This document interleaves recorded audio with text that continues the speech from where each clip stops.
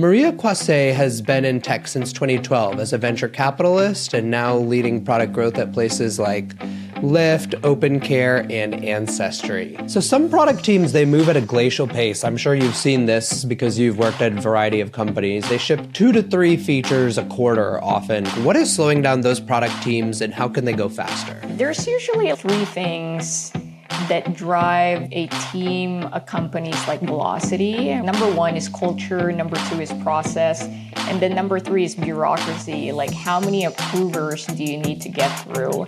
I think the most important is the culture. Let's say you're in Omaha, Nebraska, and you're walking down the street. It's pretty slow, right? And so you yourself will also walk really slowly. And then you travel to New York City, you have no choice but to move fast, right? And that's the same with our team. As long as the leader and the leaders are really pushing that speed. And what's your job searching approach when you, for instance, landed Lyft and Ancestry? I never apply online. I don't know how controversial that statement is. I just never have seen it work. It feels everyone's just competing for one role and everyone's resumes look the same. And so I always just try to think of ways, how can I stand out? And that's not through a normal application tracking system. The way that I do it, maybe this is a good tip for people. Maria, thanks so much for being here today. Hey, Akash. Yeah, thanks for having me. So most people listening will be familiar with the news that 23andMe, your competitor, is struggling. They're really the other prominent company in the space of genealogy and history. Is the whole space struggling? What's going on? Yeah, first of all, I'm really sorry to hear about 23andMe. I think competition is good for any industry. Now, I think there are a couple of things happening with 23andMe. Number 1, especially the most recent news, it's mostly internal, so not much that really has to do with Ancestry. But last year, there was a data breach, and that did have some fallout and some negative press. And it did affect us in terms of customers were asking a lot about privacy, and even new customers were a little bit more hesitant. We've always taken privacy as, the most important thing in our company, but we've had to build in additional checks and whatnot. But that was just for a short period of time. I think, we've done a really good job of showing across our site that, we really care about people's privacy concerns. Yeah. Got it. So Ancestry is growing pretty well recently? Yeah. Yeah. And what are the key vectors that your growth team is focused on? Yeah, we focus a lot on pre-purchase and just about post-purchase. So right when you come to the site, a lot of people know Ancestry as a brand, but are not really clear on what we do. So there's actually a couple of big things that we do as a company. Number 1 is DNA, which a lot of people get right. They do the comparison. It's oh, you guys are like 23andMe. But actually, a second part, which is a bigger part of our business, is called family history.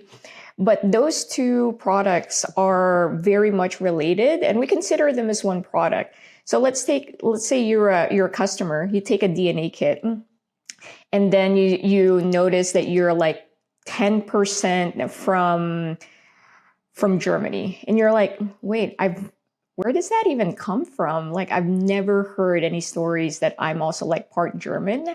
Well, the family history part can now tell who in your ancestor group, who of your ancestors actually came from Germany. So DNA is the where, and family history is the who, and you can trace back your ancestral origins. So for some people, you can go all the way back to 1400s or even 1200s of who all of your ancestors were. Yeah. This episode is brought to you by Addio, the next generation CRM. Imagine a world where your CRM is powerful, easily configured, and actually intuitive. Addio makes that a reality. As I've profiled in the Product Growth newsletter, setting up Addio takes less than a minute, and within seconds of syncing your email and calendar, you'll see your relationships in one place, enriched with valuable data, including things like relationship strength. Addio lets you build Zapier-style automations, create powerful reports, and works for any go-to-market motion. from PLG to sales-led.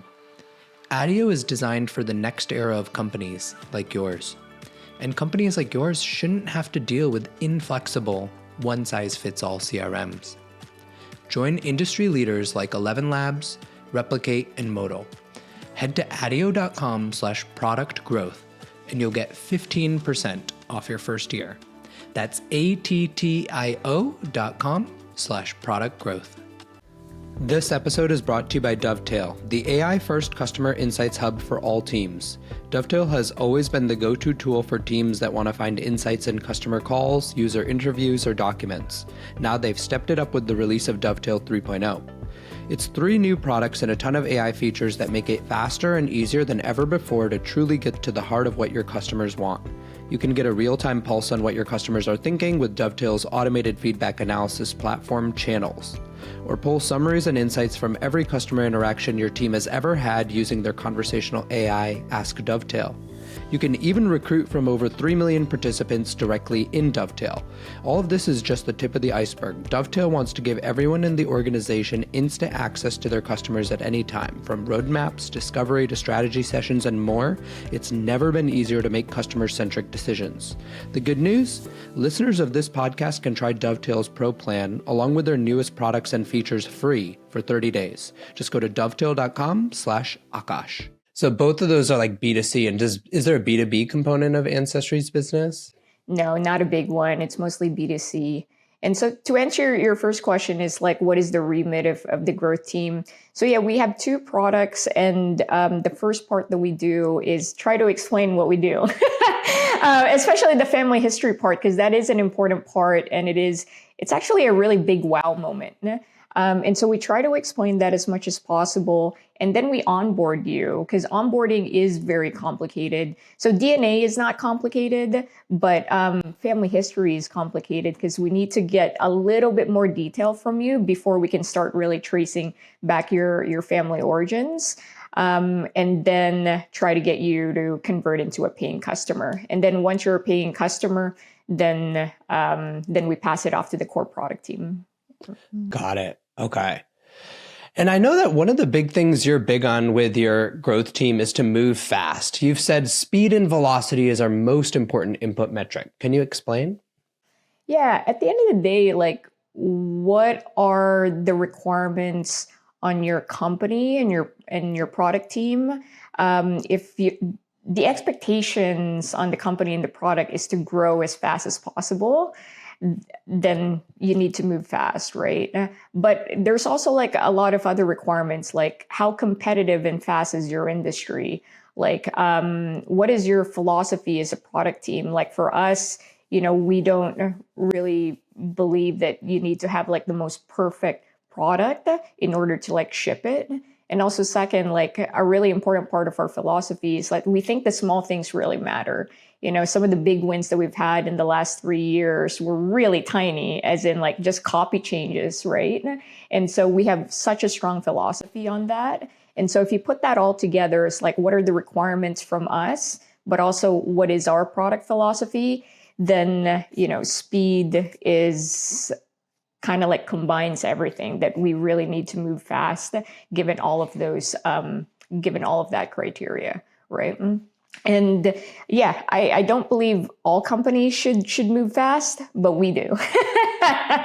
And so also the next thing about speed is like, what is it that you can control? For us, that's the number one thing that we can control is just speed. Like, how can you run as many experiments as possible? So yeah, so going back to the philosophy of like, do we believe that the little wins matter? Do we believe that we need to have an important, the most perfect product? No, we don't. So now we have like, we think about it mathematically, right? So let's say like you have 10 ideas and each idea is what's going to drive your growth for the year, but each idea is going to take 1 year to build, right? Then you need to pick which of that idea is actually going to win. For us, we don't believe that you can just like pick and you're good to go. We think that you have like a 10% chance of actually like picking the right win, right? And so for us, well, how can we increase like the win percentage and like increase also like the wiggle room to like adapt? And so it just becomes like a math problem. So like, how many more wins do we need to have in order to like really hit our goals? And so instead of like 10 big ideas, can we have like 100 big ideas and like 30% more likelihood of having a win, and also have the adaptability to pivot, right? And so again, for us, it's like requirements and then our philosophy. And so that's why like speed is the only thing that we can control, because we just don't know what's going to win. Yeah. Can you say a little bit more about this model? So like what percentage of features do you expect to succeed? How do you think about like going from a list of ideas to this is how many we need to prioritize in a given quarter? And what's the implication for like the size of feature you're taking on? Yeah, that's a really good question. I've gotten back and forth in the last 3 years about that. I thought like, oh, I think we can just win with small items. I think that works at a certain point, and then you need to really to start to have the big wins. So there's like we have like a portfolio of ideas, but again, depending on like the stage of your company and the stage of your team, like maybe there's a lot of low-hanging fruits and your portfolio is like 80% tiny experiments. Now we're getting to a point where it's like almost like 60% big features and then everything else is small, is because we need to make really, really big changes in order for like bigger growth. And so we do see the big things making an impact, but that is based on the little experiments that we have learned from the past. And so we have a much higher evidence that those big items are actually going to win. And we do model them out as accurately as possible. We try to act like as much as possible, because they're so big and we really have to sell like why we're doing something for like 4 months. And then we also still rely on like the small experiments, because again, back to our philosophy, you know, the little experiments can have really big impact and we don't know what's going to stick and what's going to happen. And so we try to keep that part of our culture going. Yeah. So tactically, what does the planning cycle look like? Are you guys doing impact sizing on each feature and then doing work sizing and basically looking at, based on the work sizing, do we have enough number of features, or how exactly do you make that the sausage? Yeah, that's a good question. So we do plan on a one on a yearly basis, and then we chop that up on a quarterly basis. So on a yearly basis, we've got like the big rocks. I think, you know, one of my colleagues has that concept of like boulders, rocks, pebbles. So we have, I think we only have like a couple of boulders. We have a number of rocks and we have a bunch of like tiny pebbles. And so the boulders, we plan that out like 1 year ahead. And then boulders and rocks, that's like on a quarterly basis. The pebbles, though, that can be on a daily basis. So I think we built a culture that's so adaptable enough that if you have an idea, you can just like submit it and it can be done like the next day or depending on priority. But yeah, we still think like the pebbles are really important, and we want to make sure that even though we're tackling rocks and boulders now, unlike before, we still have room and capacity that if you have an idea that's super easy, let's still make sure that we can run them in like 1 or 2 days. Yeah. So pebbles don't necessarily need to make it to planning. You're more focused on having like a certain number of pebbles, and then anybody can just come up with a pebble idea, whether it's a designer or an engineer, and get it implemented pretty quickly. That's exactly it. Yeah. So is there a certain type of designer or engineer then that you look for on these teams? Yeah, I think that's very important. You know, like it's definitely a three-legged stool when it comes to growth. It's like someone who is very creative and can just like immediately understand insights. And so almost like a business person, right? And so I think what I always say in the growth team is that the likelihood of engineers, analysts, designers, user researchers in the team turning into product managers are so high because everyone's like also very business minded, product minded, because we're just getting pushed to just like come up with ideas. And if it's all coming from one person, there's a lot of problems with that.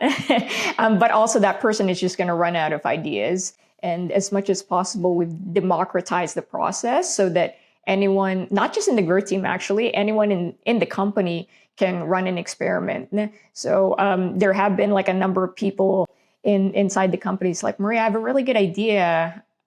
Can I work with you guys? I'm like, yeah, really, really simple. We have a very streamlined process, and they can just like plop in and run the experiment with our design and engineering team and do it. So yeah, very definitely like a unique skill set for everyone.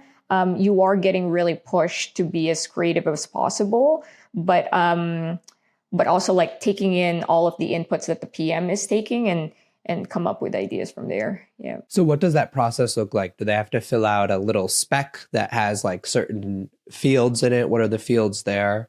Yeah. So our spec is very, very templatized, right? That's like you need that for speed.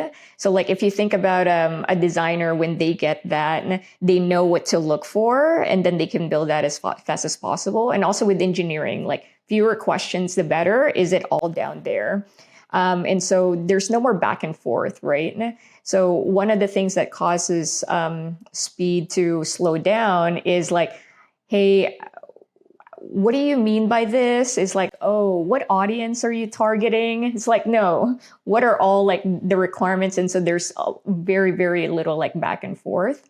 So super templatized. And then you literally just like pass it off to design. And if the spec is like pretty good, designers can get that really quickly. And then you pass it off to engineering. Most of the time I don't really, especially if the experiment is small, most of the time I don't really hear anything from them until like, Maria, it's launched. There's still that QA process, but it's really as smooth as that.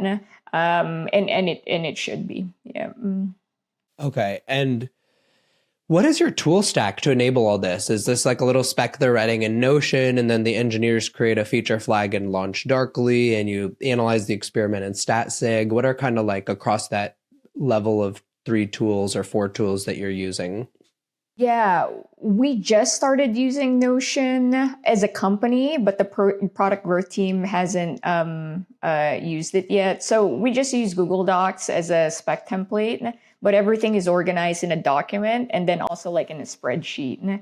So we do have like a sheet where all the experiments that are going through. And then we use a tool called Rally, which is the same as what's that? Oh my gosh, it's been like 5 years since I used this tool where you have like the tickets to engineering. Jira, yeah. So we call it Rally, but it's exactly the same as Jira. And then yeah, we use StatSig for experimentation. So the engineering team will handle all of that. Like they'll create the experiment on StatSig. They'll set up all the audience segmentation, and then they're the ones who launch it. Yeah. And is there an analyst who's defining what telemetry engineers should look at and what are kind of the key success metrics for the experiment?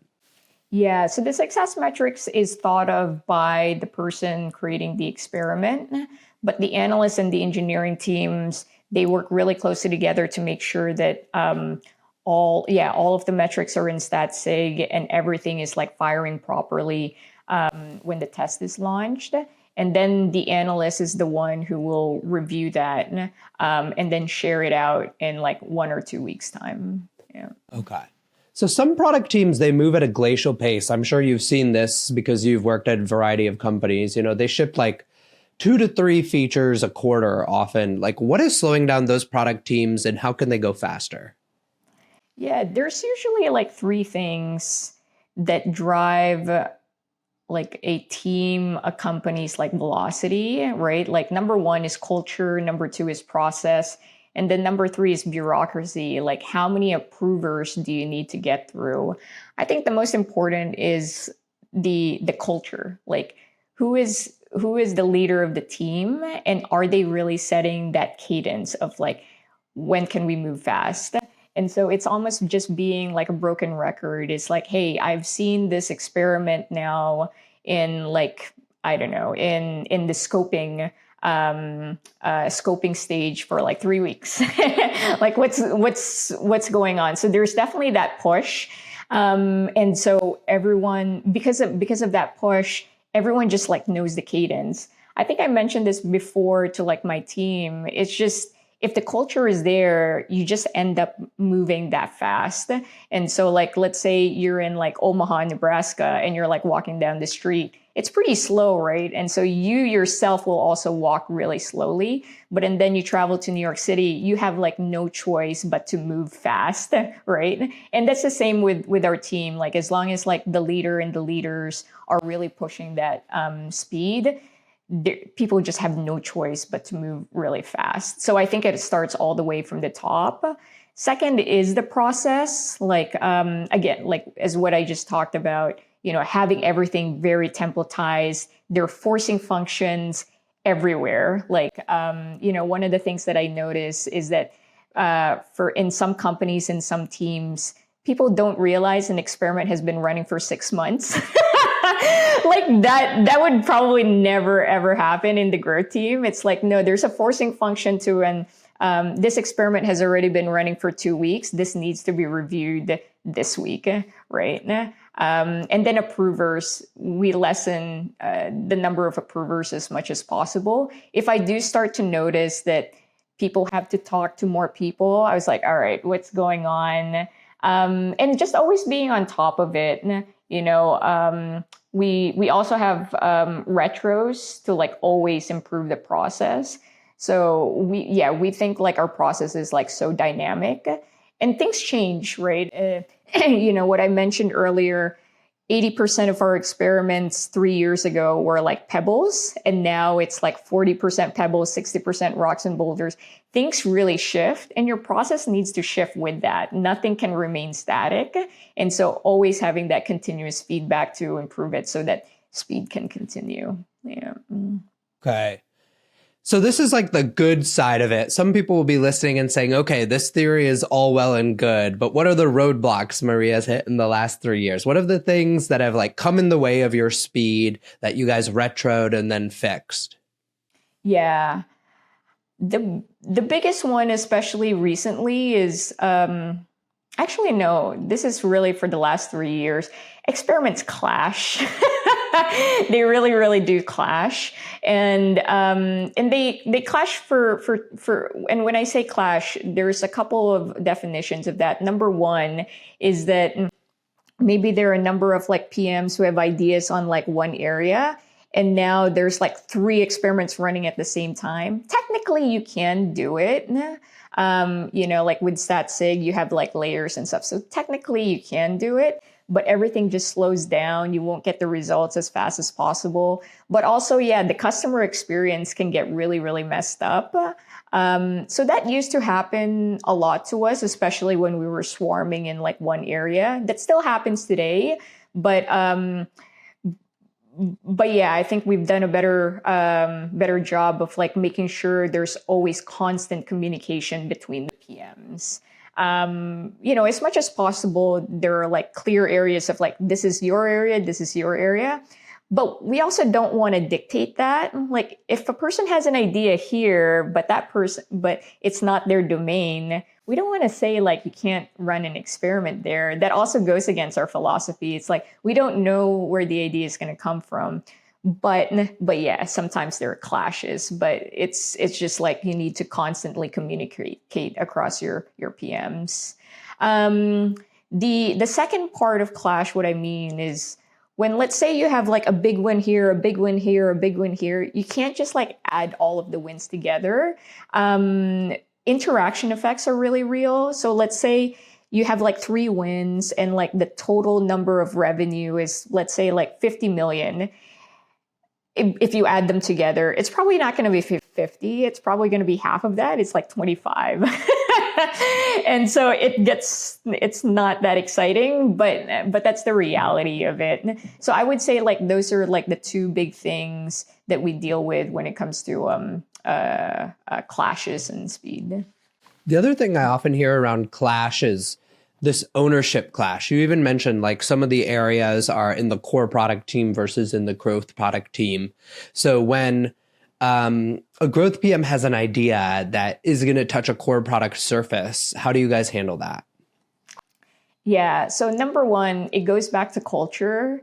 Like culturally, are we okay as a whole product org, not just a growth team, as a whole product org to test everywhere?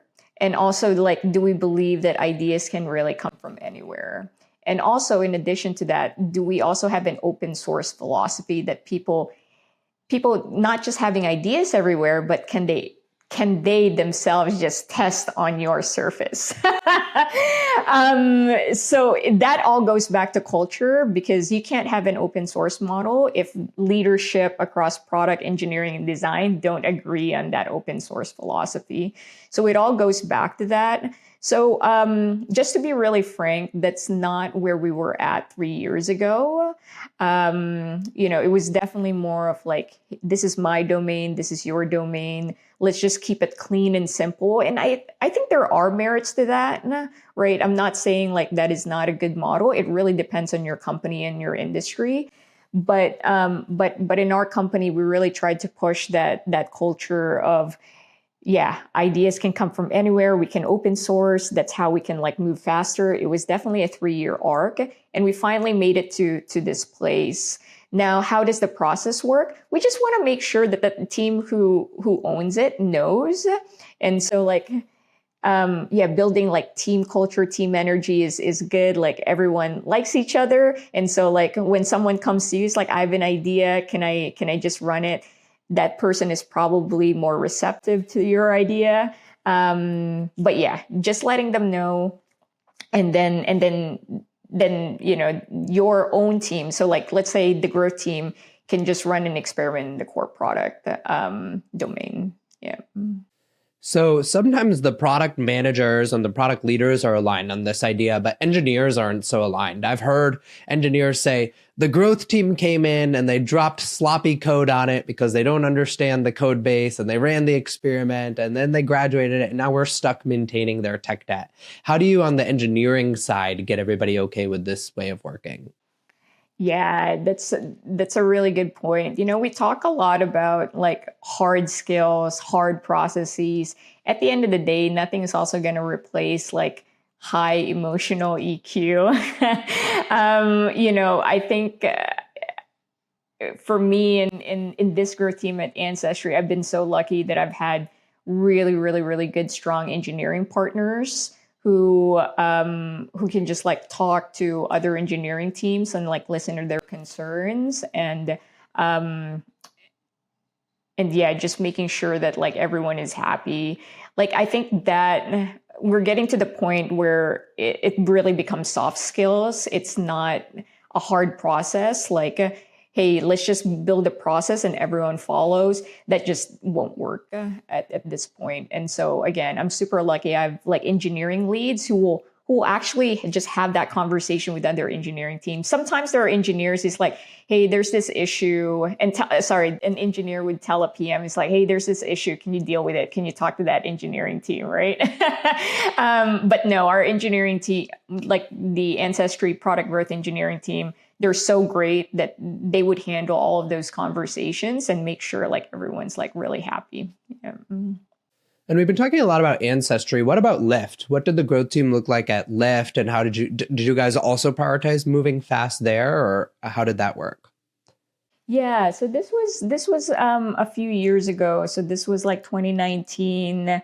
So I'm gonna try to pull from my memory as much as possible. At that time, Ron McAvee was like running Lyft. And I think he had like a very strong philosophy of owning like the entire user journey. So everything from like like the first thing that the user touches, including an ad, all the way until like, booking your first ride, booking your multiple rides, fall under him. So even like the growth marketing team that does all of like display ads, Facebook ads, all actually like roll up to him because that fits like one entire customer journey. And so with that, he was able to like see the whole journey. Now the speed, there was definitely that.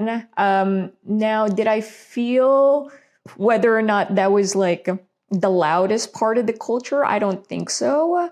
But I think like one really good thing that we did at Lyft was when someone runs an experiment, they would send an email out to like almost everyone.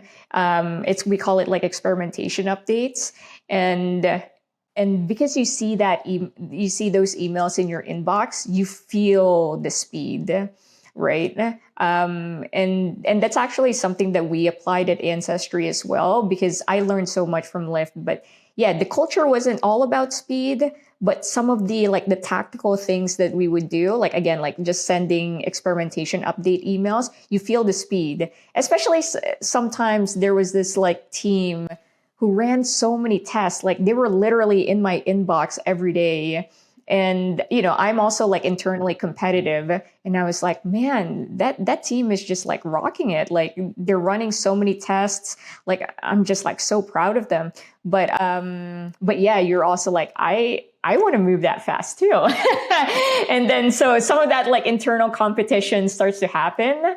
And so I've applied that at Ancestry, and I have seen a bit of that internal competition happening too. Yeah.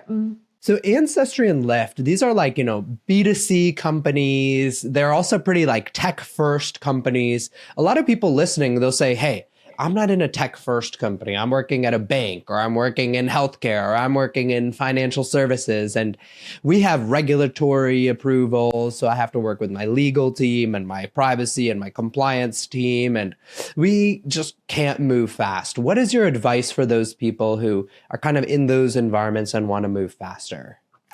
Yeah, that's a fantastic question. And I'm also like very curious about those industries as well, like how like their velocity cadence. I think like two things I do want to just touch upon here. Like number one is what I mentioned in the beginning of this podcast. It really depends on the requirements from you and the environment you're at. So if you are in an industry that is a bit slower, maybe it's also like slower for a reason, right? If it's healthcare, then I understand why like moving fast there may actually not be beneficial, right? Because there's a lot of like checks that you'll need to do. So that's also like one thing to think about, like how realistic is that? And also like how important is it to like slow down and not to like move too quickly? But also the second part, the second thing that I want to touch on, which is like what has helped driven speed for us. It's culture, process, and bureaucracy, right? Like lesson approvals.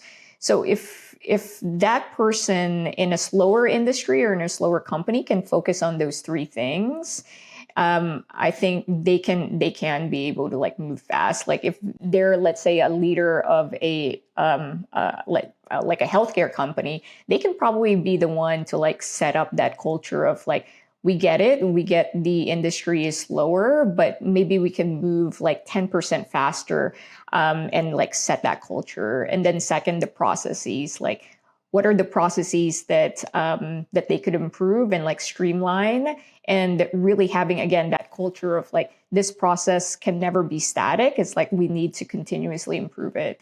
And then third, which is bureaucracy. I guess this is for like every company, not just like if you're a slow company or you're trying to be a fast company. It's how many approvers are there, right? Like we've heard about, that, what is it, the 2 pizza rule from Amazon. But another way to say that out loud is like, how many approvers do you need to go through? If you're starting to see a number of approvers stack up, yeah, that's like an opportunity to improve speed. Yeah. Yeah. And so I think that is really one of the things that slows people down is these approvers and these lengthy product review processes that product leaders love to put on products to like de-risk features. So how should they think about like what is enough for those dimensions? It's also a matter of accountability and like the metrics you track. We also do track like velocity, how many experiments are going out the door, right? And if we see that number going down, we try to identify what's causing it. If one of the big things that's causing it is like lengthy product reviews, let's say it's coming from like the head of product, then it will also be my job to go to the head of product. It's like, hey, any chance we can, lessen the number of product reviews? Maybe there's like another way to do this. Can we do the big ones with you, like review with you, and then the little ones we can do it asynchronously. As long as like you're keeping yourself accountable by there's like a metric that you're looking at. If that starts to go down, then you can identify what the issues are. But yeah, if product reviews aren't affecting your velocity and you're building that relationship with other stakeholders, maybe that's not a bad thing. Yeah. Yeah. So really going back to what are those core metrics? What are those blockers? It sounds like a lot of the work is being done then in these post-mortems and debrief meetings. How do you run those? Actually, the first one is like just making sure that we do track metrics, that there's like a forcing function for them. So like for me, I do them in like my one-on-ones. Is like, hey, how many experiments have you launched in like the past week? So actually, I think like it starts from there. More of the post-mortem. I think the PMs drive more of this. But I think the one thing that I've observed is making sure that the team is in a very, very comfortable position to say why things are really slow. Sometimes, especially now that the team has gotten so big, we don't see that. And so there are times when I would chat with individual people. It's like, hey, how are things going? And not just PMs, but like designers, engineers as well, just very casually, like, how are things going? How do you think we can improve the process? So I think the postmortems can go like in a number of ways. So you can have like one big meeting. Most of the time you won't actually get anything out of it. People are kind of like too shy to talk. You can make the meeting smaller, and then also like back channel, like just talking to individual people. I think like my job now is just like keeping a pulse. It's like, someone's quiet, and then just like chatting with them on Slack. It's like, hey, how are things going? What are the opportunities that you see for improvement? So just keeping an eye on that. Yeah, I've noticed the back channel culture is a little bit more effective. The trick then, though, is making sure that nobody kind of feels like out of the loop. Like a PM on your team, if you go message their designer, you don't want them to kind of like feel like you're going behind their back. So how do you manage that? Yeah. I mean, for me, as much as possible to answer your question about like PMs first, and then we'll talk about keeping everyone in the loop. Yeah, for me, like what is like my level of closeness to the individual. So let's say I would want to talk to an engineer, then I'll probably like talk to my PM first, and then the engineering lead, and then go to that person. I've gotten to that point where my job now is like just mostly soft skills. And this took me longer than learning my hard skills, and I'm still learning. Like soft skills is probably the hardest part, but just making sure that you're always thinking ahead of like, hey, I want to make sure that people are still like really happy, and I'm not going behind anyone's back. So that's one. And then like the second part about, just like building like this culture, this culture of like back channeling. I think again, it just goes all the way back to like soft skills and like having that culture of like we're all open, and And so like the one thing with the growth team is that we actually don't really consider ourselves silos. Like there's a growth PM team, a growth design team, a growth engineering team. Like every Monday we meet up as a team, like one big team. We have like Wednesday hangouts and all of that. And so building that culture of like openness and camaraderie is really important so that the important but the important items like back channeling, it won't feel for people like, oh, you're going behind my back and stuff like that. So it just, again, it goes all the way back to like culture and making sure things are very comfortable. So you can do like those little things. And then again, on top of that, just knowing who to keep informed so that you're not stepping on people's toes. I think that's really hard. I think that it's just like a soft skill that you really need to think about. I'll just share one tactic that I recently learned, as in just like last week. Someone told me, Maria, if you're about to like back channel or if you're about to have like a very difficult conversation with someone, why don't you like during your morning, like close your eyes and think about like you're talking to that person. What are the things that like come up? Like just intuitively, you're talking to that person, what comes up in your mind is like, oh, I should probably tell their boss that I'm talking to you. Or like, what are like some concerns that they'll come up? So it's almost like you're expecting it. And I have been like learning a lot about like listening to my intuition a lot. And this actually works. Like when you're thinking about it, then you start to think of like how they would react or other people that you would have to like talk to. So that's just like one tip if you are thinking about like back channeling. It's like almost like trying to think ahead. Yeah. Doing it with intention, thinking about how they might react, thinking through who you might need to contact. One of the interesting things you mentioned is that Monday meeting of the whole growth team. I think that's actually a pretty unique ritual. I haven't heard about it, and I talk to growth product leaders all the time. So what does that meeting look like? How do you prepare for it? How does it go down? Oh, that's so funny. Yeah, I would say that's probably the most important meeting for our team because it sets camaraderie, but it also anchors us on where we're at as a team in terms of our goals. So those are the two most important like purposes of that meeting is building camaraderie. And then second is like where we're at in terms of goals. Camaraderie is really important. So we're a remote first company. And like what I miss about being in like pre-COVID times, didn't everyone like have like a Monday morning, like let's all meet up and like see where we're at.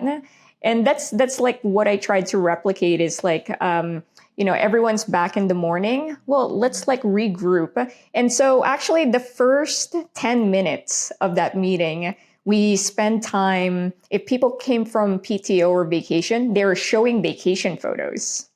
We would also have like back in the day when we were just like a new growth team, we would go through each person, and I think there were 30 people, but we would go through each person and they would talk about like how they grew up and how they ended up in like San Francisco. And then we would go through like a map.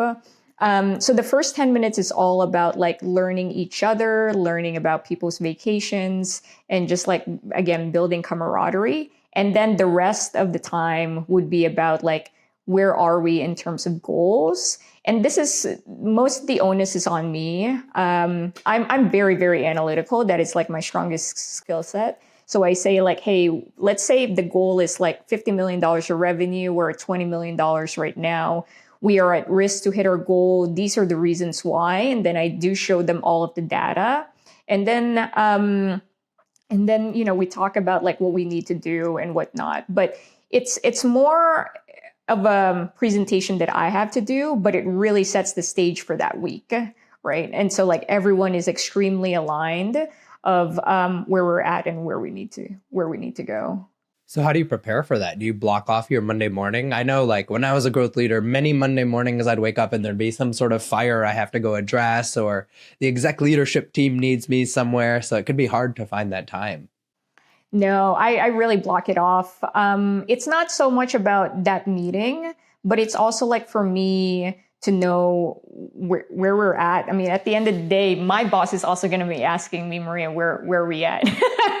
And so it's just something that I need to block off from my time. Monday mornings are usually not bad. I'm an early riser. Like I would wake up at like 4 a.m. So no one is messaging me at that time. So I think I'm good.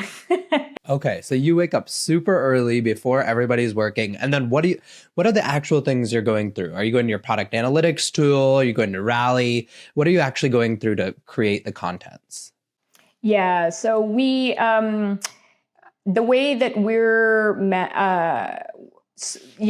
so our goals are like incremental, let's say incremental number of customers, and we have a holdout in our product, and then we have a holdout dashboard to see like how many incremental customers do we actually drive. So I look at that first, again, like looking at where we're at in terms of goals, and if the numbers were up or if the numbers are down, I start to go into an analysis mode of like, where is that coming from, right? And it's usually like a pretty deep analysis of where I think like things are going, and just getting a really good pulse check of the numbers and what's going on in the business. But everything is like in Tableau for us. And we have like really good dashboards. So I work really closely with one analyst to make sure that the dashboard that I look at every Monday morning has everything I need. So I try to be as self-sufficient as possible, but yeah, a lot of my dashboards are very comprehensive. Got it. Okay. So you've said, actually, interestingly, talking about these comprehensive dashboards, that I often see growth teams too heavily rely on quant data. So can you talk about the flip side? It's funny that someone like me who has such a strong analytics background say something like that. Yeah, at the end of the day, product is a two-sided coin, right? You have the quantitative and the qualitative, right? So that's all about product discoveries. Like you've got the quant, which tells you what is happening, and then you have the qualitative that is telling you why it's happening, right? And the qualitative is something that I just haven't seen in a lot of product teams in a lot of companies, okay? I think there are a couple of reasons for that. Number one, a lot of product managers have never done user interviews before, right? It's very time consuming. It's also very intimidating to just like talk to like that many customers, right? And then the second part is also, especially if you're in a big company, there is a user research team that will do that for you, right? And you're reliant on them. Sometimes also like the research team will be like, no, we'll talk to customers and you'll just, I don't believe that. I think like each individual PM should be really comfortable just talking directly to a customer. And it's really easy now with tools like user testing. So in user testing, you can actually do two things. You can do like moderated interviews where you actually have to talk to the customer, or unmoderated, where you just like put an experiment out there, a prototype, and then the customers will go through and give you feedback, right? And so there are actually so many easy tools that people can do. And going back to culture, I think the leader should really like encourage people to just do their own user research. Okay, once they're more comfortable with that, then they're gonna be really good at balancing both the quantitative and the qualitative, right? But again, because everyone's kind of like intimidated by qualitative data, or they're not doing it, they don't know how to do it, they just completely rely on quantitative. But that tells you one side of the story. It tells you like what's happening instead of why it's happening. I'll give you a couple more things here. Like I think for us, a lot of our big wins actually just came from, like watching a user interview. So we do what we call like rolling research. Let's say an experiment didn't perform well, and you're like scratching your head. You're like, how did it not perform well? Like our hypothesis is like really strong. And then you go through the user interview, you can probably immediately already tell it's like, oh, the user just didn't see it. The user just didn't see your experiment. That's why it didn't perform well. And so your next iteration is just, okay, make sure that the user actually sees it. Maybe make it a bit bigger. Maybe the header is more catchy and all of that. And then your experiment wins. So the second part is like what I see a lot of PMs do is like they see the quantitative data and they have like a long list of like hypotheses of why it didn't work. And then they would just like test it out. Oh man, like to be much more efficient, like if you just watch any user interview or talk to customer, you'll probably really quickly find out what the issue is. Yeah. So you're actually, after an experiment is done, you might still put it into user testing to take a look if you're wondering, trying to figure out what went wrong. Yeah. So when it comes to like qualitative data, we use it across. So like when we're thinking of our strategy for the year, when we're thinking of what experiments we should be running, all the way to the very end, if like an experiment either performed well or didn't perform well. Of course, if the experiment didn't perform well, we would put it, we would get a lot of user interviews just to understand how can we iterate on this. And then you usually find out, and then you can iterate right away, and you see like a big win after that. I haven't heard many teams actually doing this, the post-experiment user testing. So that's a really cool tactic. And what does it look like in practice? Do they typically go for moderated or unmoderated? How many people do they talk to? How do they decide that this experiment rises to the level? Because if you're really focused on speed and you do 5 experiments a week and 3 fail, how do you decide like, okay, should I do it on all 3? Or how do you go forward with that? Yeah.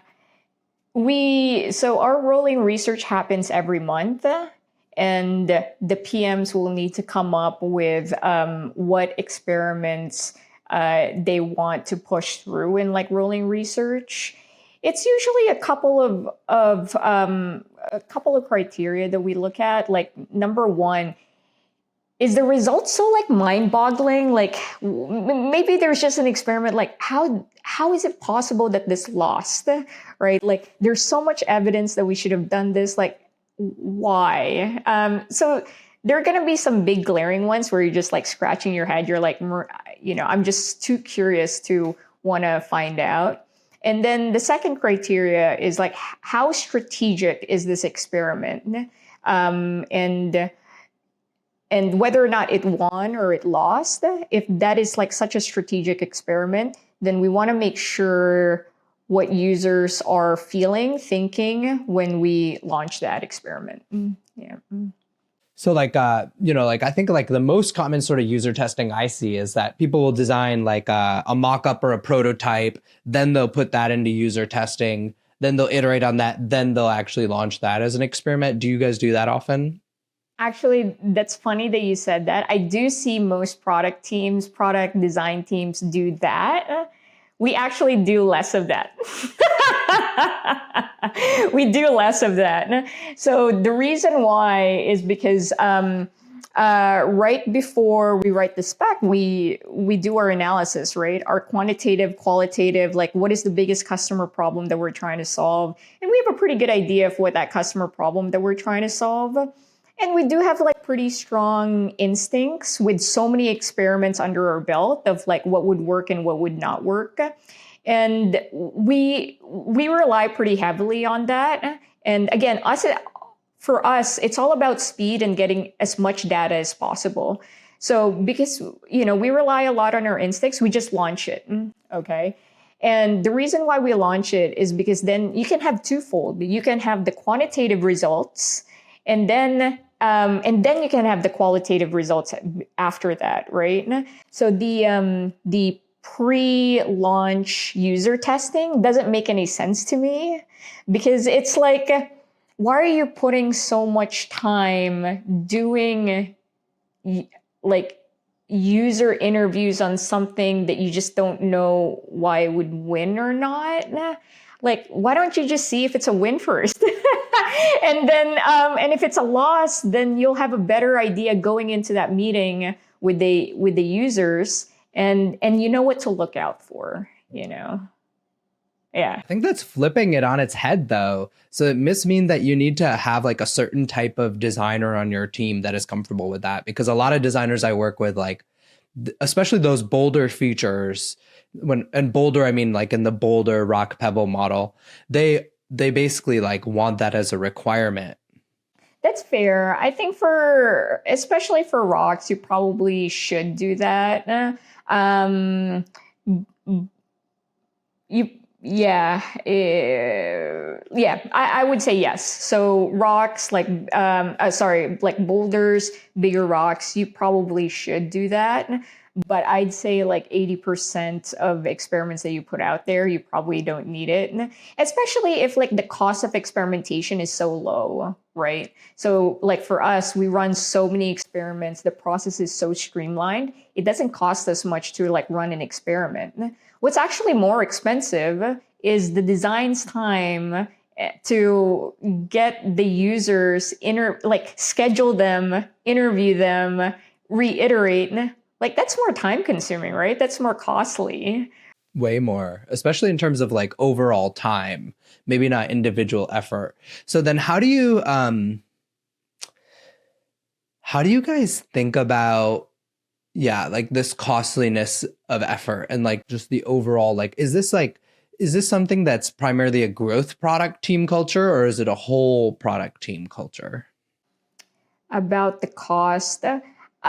Also, just one thing, I'd say the whole product org also kind of operates now as like the growth team. And so that's something I'm super happy about.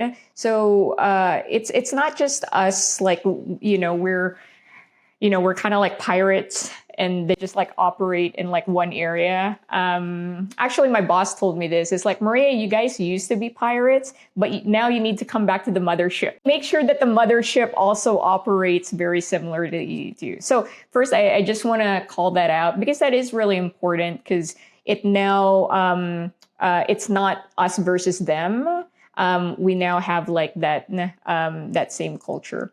All right. What's your take on growth models? Yes, we heavily rely on that. I think for people who have used that before, where, let's say you have revenue, you break it down to, let's say revenue is your goal, your output metric / your business outcome, and then you break it down to input goals. Yeah, we are heavily reliant on that. But I think for the people who have used that time and time again, they know it's never that simple. It's never that simple. It's never that you increase one input and everything just like magically goes really well. There are times when that would work. Especially, let's say you're an ICPM, you have like a small product and you have your input goals and then you have your goal for that one product. That usually happens. But when it comes to, if you have like a business outcome, now you have like revenue, input goals are just all over the place, right? So I'll give you a perfect example. Let's say, you want to drive revenue, right? Or you want to drive the number of customers. And one of the input goals is traffic, right? You always will look top of funnel. It's like, oh, if we can just drive top of funnel, that'll be fantastic, right? But what if the quality of traffic that you bring in is now completely different? Your model does not work, right? So we follow it really closely because it's a good first principles model, right? And I truly, truly, truly believe that, like, whatever problem you're trying to solve, think of it in like first principles and you will be fine. Because if there are items like, okay, we drove traffic, but it was like the wrong traffic, you learn really fast because you do have that growth model in mind. But yeah, that growth model though is not perfect. Yeah, that's basically the thing. It's like Goodhart's law. As soon as you target an input metric in that growth model, it ceases to have the same sort of multiplier or connection that you thought it would have. As soon as you move it up, like I've done this multiple times at growth teams, like we we 4 or 5x monthly active users, but revenue doesn't actually 4 or 5x. And then everyone's scratching their heads at like, oh, did we need to have this growth team focused on this upper funnel stuff? So that's where I wanted to hear kind of how you handle the growth model. And then the corollary to the growth model is impact sizing. So often like the product leader, like you or I, will create the growth model, will present it to finance and the board. And then all the PMs will use that as kind of their inputs to impact size features. Do you guys do like a heavy process on impact sizing? Not impact sizing. The reason why is it's really hard to do that. I feel like sometimes it's just like too much effort, and it likely won't even be that accurate. Again, for boulders and like bigger rocks, yeah, you'll need to do like impact sizing for those, but everything else, it's so hard to quantify. It's so hard to size. It really is. And it's going all the way back to our speed culture, right? Like, what are the things that we really need to do? Everything else we deprioritize. Yeah. So if you don't impact size, how do you prioritize, or how do you like know like one thing might have more impact than another? Yeah. So the only ones that we prioritize really heavily are the big ones, and they are impact size. The pebbles, again, like the cost of experimentation for us is so small that we can just like run them. I'll do caveat this though. So one thing that I have observed and that we've been testing is prioritization really matters depending on where you're at in the year, right? So there's like the first half of the year, which I call the learning year. And then the second half of the year, which is like what I call, let's prioritize everything year, part of the year. So the first part of the year, you don't know what's going to work. And, you're planning out the boulders, and they'll probably like launch at around like mid-year, right? But you're also just like learning, scoping things out, building, and you're just trying to figure out what works, what doesn't work. The second part of the year is when the boulders have launched, the big rocks have launched, and maybe they have worked or maybe they have not worked. And you're like, crap, now we're not close to our goal at all. And then also second, you have a pretty good idea of what works and what doesn't work from the first half of the year. And so that's when we go to ruthless prioritization. That actually everything becomes centralized now around me, actually. So first half of the year, everything's decentralized. People can just run experiments. Second half of the year, when we really need to push for goals, everything do become centralized around me. And this becomes really dangerous. I got a caveat. So it comes to the point where I will be the one who have to prioritize, like which ones need to be done and which ones need to be deprioritized so we can hit our goal. And this is based on like the data that I have seen in the past. So it's not just like, oh, it's Maria's opinion. It's still like based on the data, but the person who has to make the call would be me. Again, I would caveat that is very dangerous. I prefer not to do that. I prefer not to get to the point where we're trying to hit our goal and everything just becomes centralized around me. So like as much as possible, right? We want to have as many wins in the first half so that I just won't have to get involved. Yeah. This episode is brought to you by Interpret. Interpret unifies all your customer interactions, from Gong calls to Zendesk tickets to Twitter threads and App Store reviews, making them available for comprehensive analysis. As we've profiled in the newsletter, it's the trusted choice of product organizations like Canva, Notion, and Descript. They rely on Interpret to drive forward their voice of customer programs. What makes Interpret special is its ability to, 1, build customer-specific AI models that provide more accurate categorization. 2, connect customer feedback directly to revenue impact so you can prioritize confidently. And 3, uncover insights with their Wisdom AI Copilot so you have an intuitive chat interface to access your data. So if you want a custom model built for your organization, get in touch with the team at interpret.com/product growth. That's ENTERPRET.com/product growth. How do you think about that across a trio? So do you have like a growth product design lead who's your counterpart and a growth product engineering lead who's your counterpart who's helping make those decisions? Yeah. So we meet on a weekly basis, and we talk about this. Growth engineering especially has a big say in like what are the things that we really can or cannot do based on like requirements. But yeah, we have a very strong trio. What are the unique things that a growth product leader should be able to do that a core product leader might not need to focus on? Yeah, I don't think this is just leaders. I think this is for all growth PMs. They need to market really, really, really well. They need to be good copywriters. They need to have a really good understanding of like how people are perceiving what is being written. So almost being a marketer as well. That is actually a very hard skill to teach and to learn. And it's not a product skill set to like do copy, right? Or like to try to sell people. But that's what growth PMs should really learn how to do. Well, one, we focus a lot on like pre-purchase, right? So we have to be really good at that.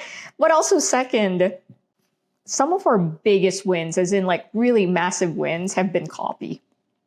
Right. And for core product teams, they don't have to do that because they're thinking of like big core features. But for us, it's such an important part of what we do. I've chatted with a number of companies as well, and they've seen like copy really works. There's actually like a startup here that I've been chatting with as well, and all they do is like how like they built like a experimentation platform so growth teams can just like write copy much faster and like test that. Yeah, I think that is the number one. It sounds really small, but the impact of it is so large that every product growth person, not just leader, needs to be really good at. Yeah, I've seen copy is really, really important, but I've seen that a lot of growth product leaders and PMs run into like hurdles where like the company has a culture where there's a marketing copywriter or there's a content designer who handles the copy. How do you guys kind of empower PMs to like, no, we should test this copy change? Yeah, really good question. Goes back to culture. Our CEO, Deb Blue, she used to be a product manager, and she was a very scrappy one too. And so that actually also like came from her. She's like, hey, the copy doesn't need to be perfect. It needs to be the right one for the customer that they would understand. So it actually like came pretty top down. But it came from top down, but it was also, encouraged by a number of people as well. And then when, our team, we had a lot of freedom, especially in the beginning. Our team also started to like sell that message too, is like, it's true. The copy doesn't need to be perfect or it doesn't need to be beautiful. It just needs to be very succinct and to the point, and it creates big impact. Yeah, I've often like proposed copy tests. We might have even had something that worked in a different part of the product, but then somebody who's like focused on brand or something like that rejects it. So it sounds like by having like Deb's buy-in from the top that, we need to be willing to test these things. You guys are able to push those through. That's right. Yeah. Okay. How do you define the career path for growth PMs, and how have you defined it for those on your team? Yeah, we're the same across a bunch of other companies. We have our career ladders, and those career ladders match up with other companies as well. And in terms of like how I manage the team, this is actually I borrowed from a colleague of mine. So in our career ladders, we do have four things we look at. How is the person's product expertise, collaboration, execution skills, and then leadership skills. So those are the four things that we look at in our career ladders. But one thing I got from my colleague is I have notes on each person on my team and things that they're really good at based on that four criteria, and the things that they could improve based on those four criteria. And then every time I chat with them or every time I observe something, I would just like write my notes there. And so always like super helpful to have like a gut feel of like how people are doing. But it's always just like based on those four criteria. So not much different from other companies. Yeah. Okay, so it's pretty aligned with the normal PM track where you just move up through senior, lead, principal, group, director, Exactly. VP. Okay. Yeah. How can growth leaders build alignment with marketing and sales? That is always going to be the $1 million question in any company. I think for me, the most important is having one goal. And this is something we underestimate. We hear it all the time when I'm watching like videos of like leaders in different companies. They always talk about one goal, and yet for some reason we just never do that. I think I remember the chief marketing officer at Facebook, and this was from him like 10 years ago. He wasn't even chief marketing officer at that time. He was talking about one goal where like Facebook just had like, can we just like increase like the number of like active users, and that aligned the whole company and how important that was, right? And yet, yeah, we don't do that in every company. But that is just like so crucial. Because all of conversations just align to that, right? Because if they have a different goal and you have a different goal, everything just like clashes, right? So I'll give you a perfect example. So like last year, marketing and product did have two different goals. And so let's go back to that example of like driving traffic, right? So you drove traffic and you hit your goal. But then the quality of the traffic is very different, and now product couldn't hit their goal. and then it just like seeds not the best relationship, right? And that's just like how it goes. So for me, I would say number one most important thing, you need to have the exact same goal. And that can be easy. It can just be like the same number of customers, right? That's it. The only problem I've seen when both I and the marketing leader have the same goal, depending on the personalities involved, is there can be like almost a territoriality then, where the marketing leader is like, well, I own the logged out homepage, so you shouldn't be doing the experiment there. All your best ideas, my marketing ops team should be implementing. Or I own the referrals channel, so even though that's going to be like affected, like you guys need to send those ideas through me. How do you guys handle that if you have one goal? That is such an insightful question, because exactly that's how it happens. I think that's really the part where you do need to break a line of like, hey, this is like my area, this is your area. Again, as much as possible, having that culture of if you have an idea but it's in their area, that they'll be receptive to that, and like vice versa. We're getting to that point as well where I have an idea on like offer pages, which product doesn't own. It's like marketing. They will definitely take that into account, and then they might even like run it as well. But at the end of the day, you do need to draw the line of like who is doing what. You need to do that before any execution happens. Yeah. Okay. I know you're a fan of opportunity solution trees. Can you tell us more? Oh, absolutely. That is exactly how we operate as a as a team, but also like as an entire product org. So so the way that we operate is, or actually, let me go back. So opportunity solution tree, it all starts with kind of like a business metric, right? And then you break it down to input goals, right? So quantitative, quantitative. So let's say revenue, and then break that down by like number of paying customers, number of free trialers, number of traffic, right? And then for each input metric, let's say like number of free trialers, you break that down now into customer problems, right?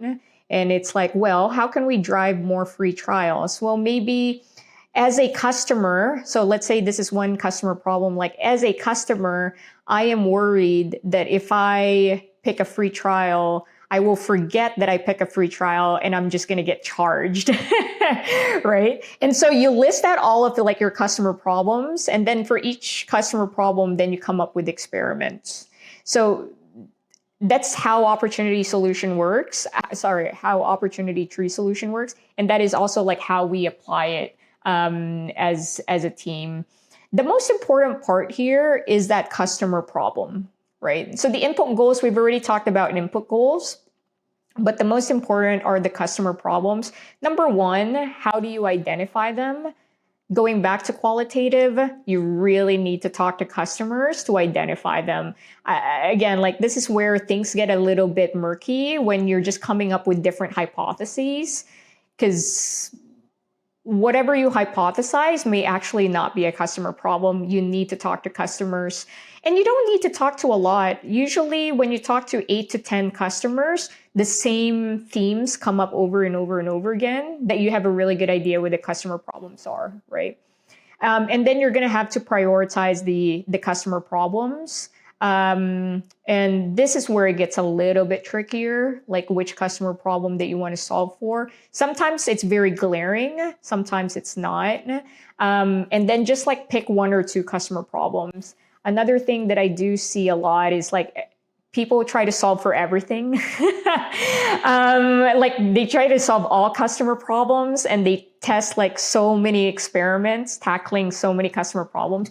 You're not going to see much impact from that. And so just focus on one or two. Yeah. And how do you prioritize the right customer problems? Because that one you just mentioned about customers not wanting to put in their info because they might forget, I feel like that's actually going to, in the end, probably hurt your conversion metrics if you go after that problem. Yeah. I think like this is where the nuance is. So yeah, number one, it's very glaring at times. And then number two, you can also experiment into it. Like, oh, I hear this customer problem all the time. Maybe test one or two experiments and see how and see the impact of that, right? So maybe yeah, there's a customer problem, you test it out, and then you realize, oh, this is actually like really bad. then yeah, stop it. So as much as possible, try to gain as much data to like figure out which customer problem you want to tackle. Yeah. Can I actually say one more thing about this? Because I have like a new there's a problem that I realized about opportunity solution tree that maybe some people have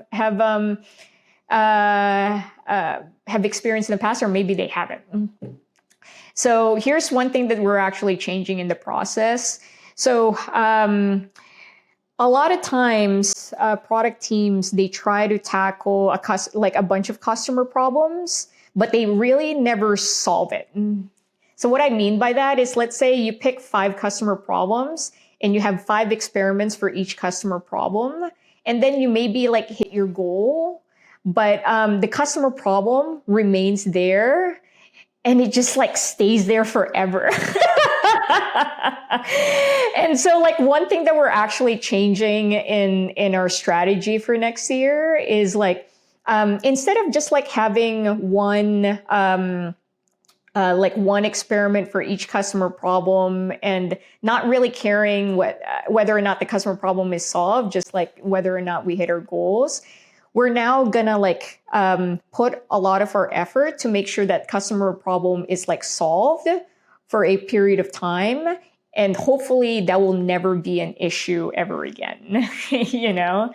And so, yeah, that's actually like one thing that we noticed. And I just want to call it out there because it's something that has nagged me for the last, few years, that some customer problems just never get solved. And I'm just like, can we just please solve this in like 6 months?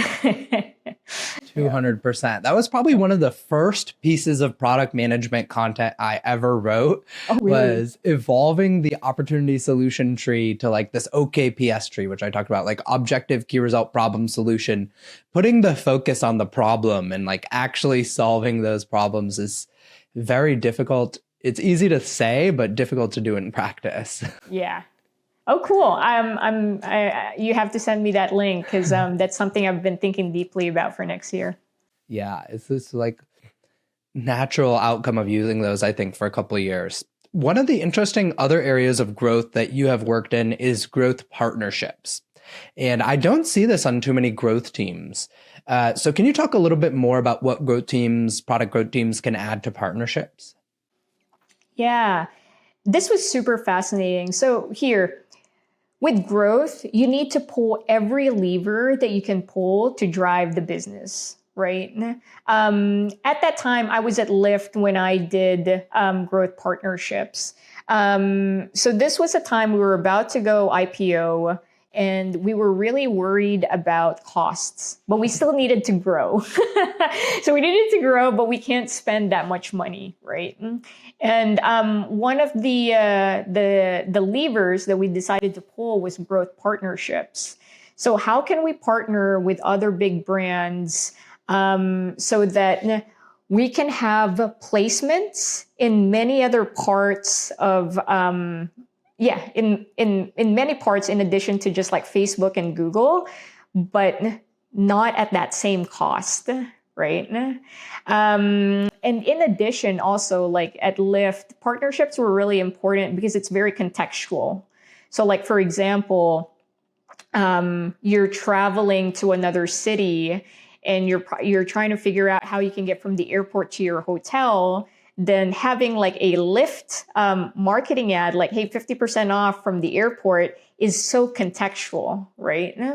And so that's why we decided to do growth partnerships, was because one, we had a really great brand and a lot of like other brands wanted to partner with us. So that was like definitely an opportunity. But also second, it wasn't that expensive. I mean, depending on how you negotiate, but it also wasn't that expensive. So other growth teams can definitely think about this as like another lever to pull because, yeah, you can have big growth and not that high of a cost. Yeah. Got it. So can you maybe share, because people probably remember even some of these partnerships that you guys worked on and how the product growth team contributed to that? Because often I think a lot of growth leaders might have the mental motto, well, we have a whole partnerships team, we have a whole biz dev team. I assume that they're already doing that. Yeah. There are some that weren't public. I think there's one that I personally actually wasn't a part of, but was a really big one that people remember. Our partnership with Chase. Yes, that's the one I had in mind too. That's what you had in mind? Yeah. So Yeah. I personally, I know the team who worked on that, but I personally wasn't there. But it was that same reasoning. It's like, how can we partner with other brands, but not pay that much? Again, depending on like the negotiation. That one was a really big one for us. And Uber was doing it at the same time as well, I think with Amex, right? And so, yeah, that worked exactly perfectly. I can't share much of the details. I wasn't directly involved. I was just only indirectly involved. Yeah. And the other ones, like, where does the product growth leader come in, I guess, is my question on this partnerships. Because I imagine Lyft already had probably very high paid partnerships and biz dev people. When you look at the salaries in a tech company, I find that like those are like the one group that's higher than engineering and product management. So you assume there's already like really great people doing that job. How do you plug in? Got it. So there are the big partnerships that people really hear about. And then there's the smaller partnerships where it's executed in a very growthy way. Okay. So think about this. Think about like you running a growth team. You'll probably, like add a banner on your site to like upsell, right? We would want to place those like similar upsells on like other sites as well. And that's where we work with partners. Those type of partnerships are way too small for biz dev or partnership teams. So I remember we kept them involved, but they weren't involved into the detail because that's not really their, what they're working on. But yeah, we had to identify partners that we wanted to work with who were willing to do more of these like hacky little things. I think I can share this. I remember like we worked with like Cash App, and Cash App was like still so early at that time. And those like Cash App boosts, I think this was like their MVP. They're like, oh, well, if you wanted to do that, we also want to do that. Why don't we put like, Lyft here and like the boost as well? And so like little things like that, again, that's too small for a partnership biz dev, but it was perfect for a growth relationship. Yeah. Got it. Another cool channel you worked on at Lyft was the referrals program. And I know you left Lyft a while ago, but I'm curious, like, since you've already done some podcasts and content on what it was like at the time, what is your take now? Like, what does a great referral system look like in 2024? I haven't seen a lot of them anymore. Like, when was the last time you referred someone? I was reflecting on this last night, like why I haven't seen a lot of referrals anymore. Here's kind of like my theory. Like at that, like 10 years ago, there was just like a big, just like so many B2C companies trying to grow as much as possible. And that was like such an important lever to get your word out. We're not seeing that many B2C, like new B2C companies anymore, right? And also second, like the amount of money that companies are willing to pay out isn't there as well. Like if you remember like referral, the referral money at like Uber, Lyft, like they were massive. Like you could get $250 for referring a driver, sometimes up to like 500, right? Like the money was just absolutely insane. So I think it's like those two things. Number one, we're just not seeing that many B2C companies anymore. It worked really, really, really well for B2C. And I can explain more why. And then also second, like the money, I don't think is just like there anymore as well. Yeah. Yeah. That's what I've seen too. And that's what I gave in my talk that I gave at Mind the Product yesterday was like referrals seems to have died down over the last 10 years. I remember when I launched referrals at ThreadUp in 2014, like that was one of the things that got me promoted. Like it was just like, it was a surefire win back in 2014, but in 2024, it's kind of died down. Yeah, I wouldn't be surprised if it comes back up. Like, who knows what type of B2C chat GBT applications come out in like the next 5 years. I wouldn't be surprised if there's like a 20-year-old PM who's reading articles from like 10 years ago. It's like, hey, why don't we try a referral? I think it's just like we're at like the nadir of the cycle. I wouldn't be surprised if it comes back up because it's such an efficient channel, right? And it's not just a phenomenon of like the last 10 years. Like referrals started ever since the beginning of like businesses.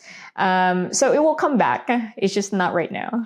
Yeah, it seems to have like a phase like every 10 years or so. I think like in 2000, PayPal really used the referral channel. So we'll wait another 10 years. Yeah. But if you are running a referrals program in 2024, you obviously have a lot of experience running these programs. What are the key referral metrics you should analyze? I think it's the same. So referrals is pretty simple. It's just like a simple funnel. right? Like the number of people who know that there are referrals program. I'll come back to this. And then the second will be like number of people actually sharing out their referral codes, number of people who are referees who are coming to the site and creating an account, or just like ended up on the landing page, and then the number of referees like signing up. The most important part for referrals is the top, like how many people know that there's a referral program. And so this is why I said, like at the beginning, like why it works really well for B2C businesses and B2C tech products is because if you have a product, let's say like a Lyft app, you can put it everywhere. I remember when I was at Lyft, like, well, we had the referrals page, but when you create an account, we show referrals. When you're waiting for your first ride, we show referrals. When you're in your ride, we're showing referrals. When you pay a tip to the driver, we're also showing referrals. Now, that may actually be annoying, but especially like for that first time user, it's good for them. It takes a while for, to like stick to a user, right? And then when they see it often enough, then they have it top of mind, which is the most important part to have when it comes to referrals. Because one thing I learned a lot is referrals actually, most referrals happen on a one-on-one relationship, right? So let's say you're having coffee with a friend and you're talking about a product, and that's when you think about, oh wait, there's a referral code. And so you always need to have it top of mind. So referrals for us was never always just like a conversion moment. It was to make sure that it's top of mind to a user so that when they're having that one-to-one offline conversation, they can immediately think of referrals. So yeah, those are the metrics you should look at, but always really leverage your app, your technology to show referrals everywhere in a tasteful way. What about the classic like cost of acquisition LTV framework? Because one of the things we noticed at ThreadUp was the LTV can vary dramatically. When we first started the program in 2014, LTV was actually like one of the best from referrals channel because I think they were those like honest one-to-one referrals. But later on, and what we ended up seeing and what we ended up finessing was like, if somebody's referring their like 6th, 7th, 8th, 9th, 10th user, those are often like really low LTV. Maybe they were fraudulent. Maybe they weren't actually new customers. How do you think about that? Yeah, I think the one thing though, those people are usually only like less than 5% of your referrers. And so you can probably identify who they are. And if they are fraudulent, you can shut them down. So we have done this in the past. Like it's pretty easy to identify them and like shut them down. But also on the flip side, the LTV may not be high, but it's still, but the LTV over CAC is still like more than 1. And so there are some people who you still want to, encourage to do that. So I wouldn't bucket them all negatively. They are like a smaller user base, so you can identify them. But they're the ones who you want to encourage even more, maybe even increase their money. And then there are the fraudulent ones that you have to shut down. But yeah, so one big thing that I learned with referrals is super interesting. So the people who are referring a lot, they're motivated by money, right? But the people who refer one-to-one, they're altruistic actually. So if they're referring, they would actually prefer that you give the money to the person they're referring and not to them. And so at Lyft, we were trying to reduce the cost of referrals. And so we used to give money to both the referrer and the referee. We tested just giving money to the referee. That actually performed way much better. Yeah. Wow. Yeah. Very cool test. All right. Your product growth team in design and engineering at Ancestry has grown from 3 to 30. What has been the keys to your success?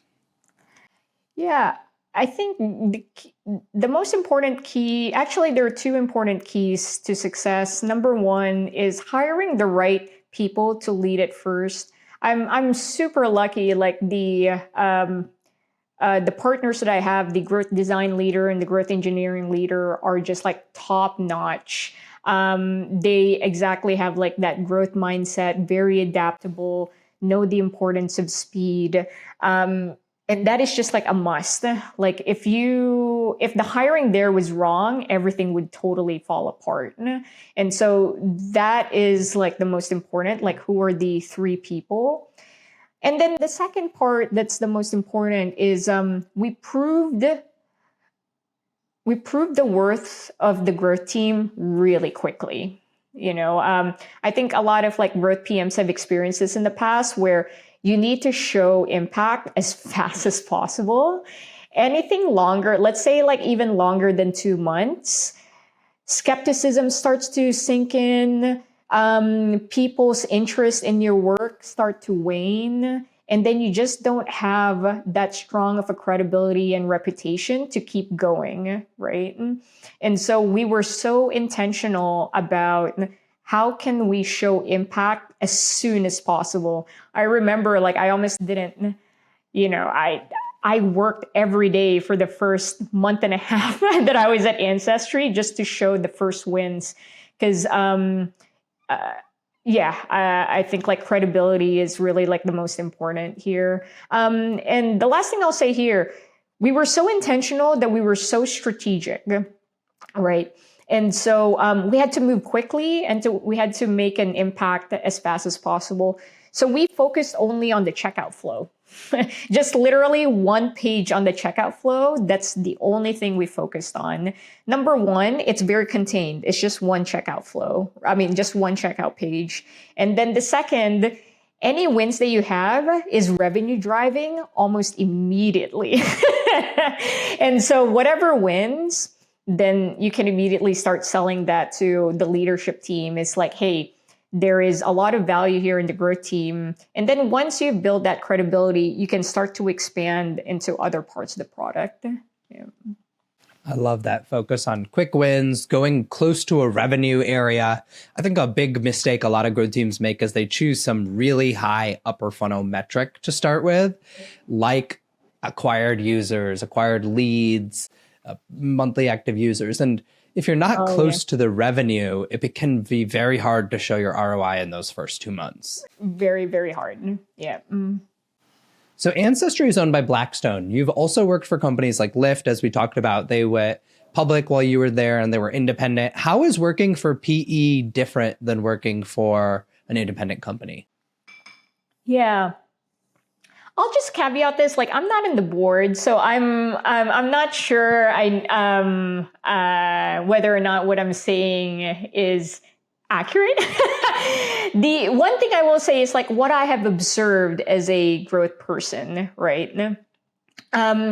So working for a venture-backed firm versus working for like a PE firm. So in a venture-backed firm, there is actually like a marketplace, right? Like let's say a Series A company wants to be a Series B company. There is a marketplace, there's like a market price on how a Series A company becomes a Series B company. Like the number, your revenue number and your revenue growth number, right?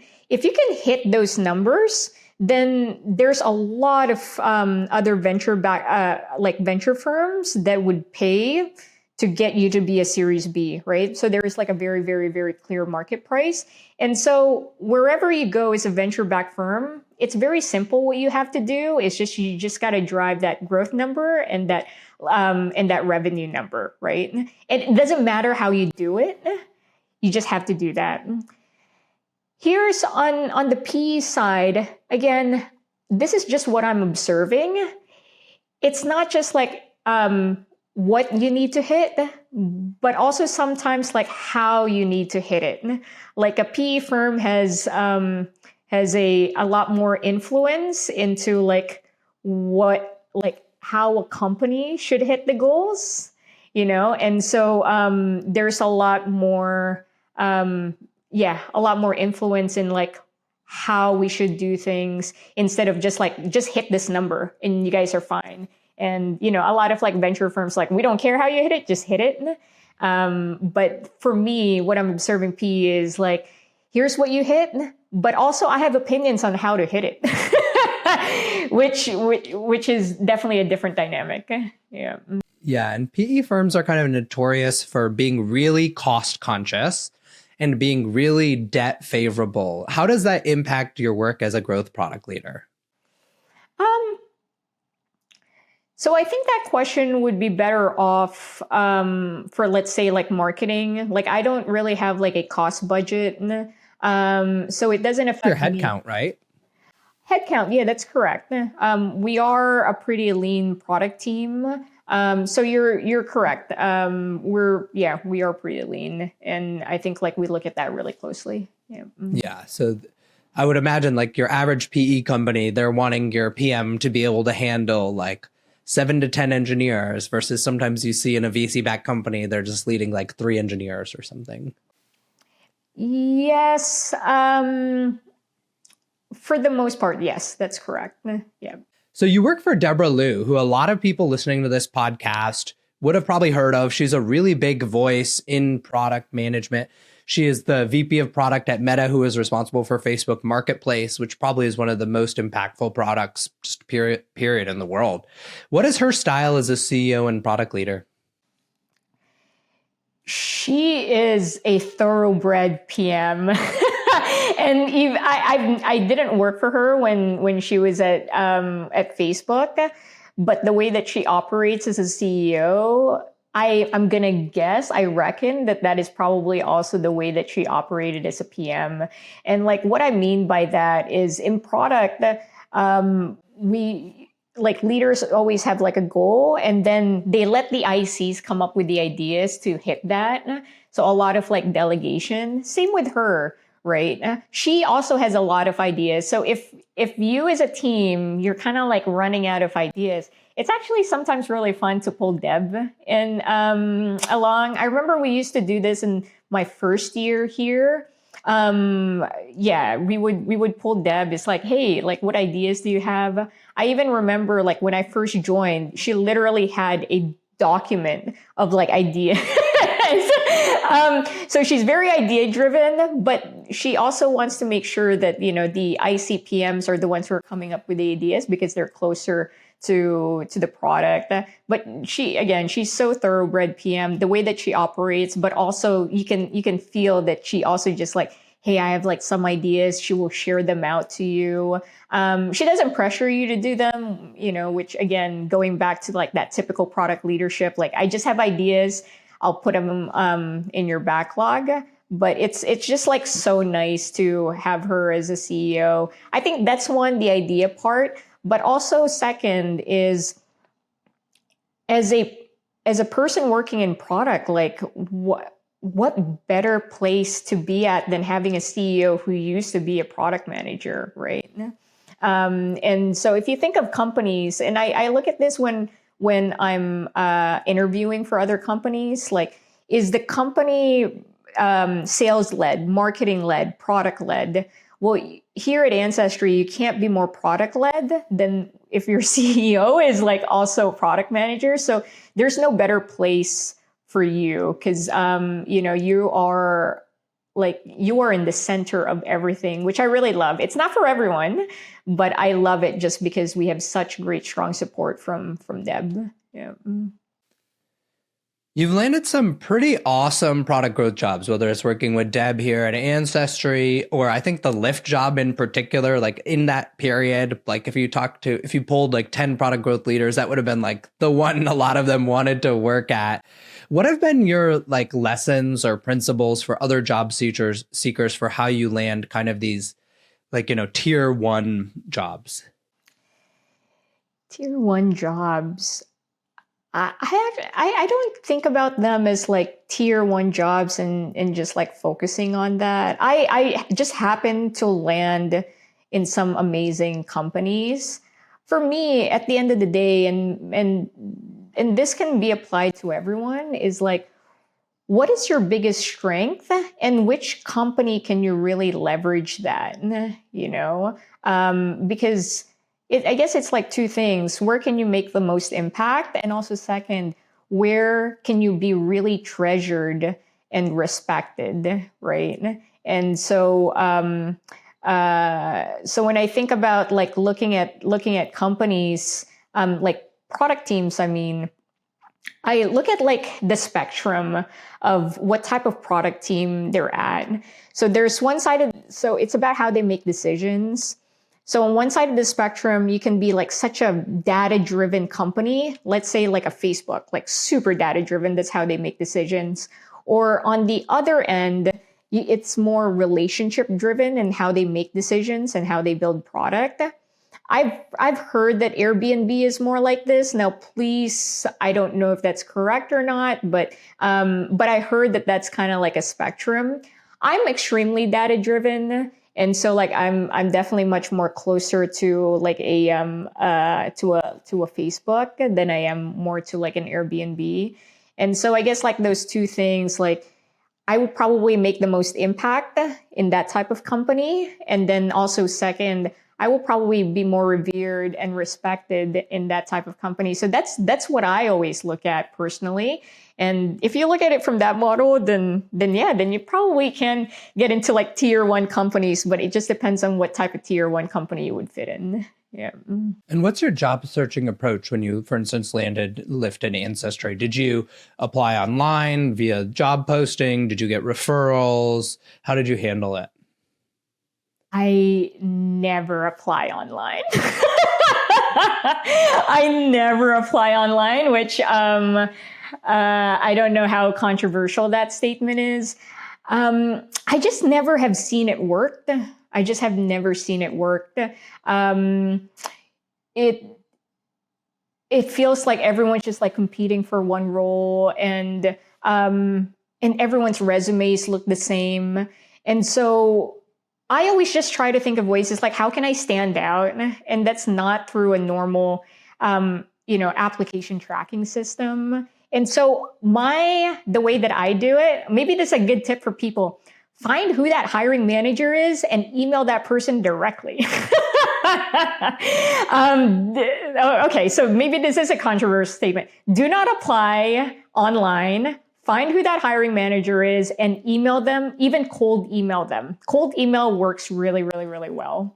And actually, I think almost 50% of the jobs that I have I've gotten in the past were all through cold emailing, by the way. So one, make sure that the subject line is very clear, like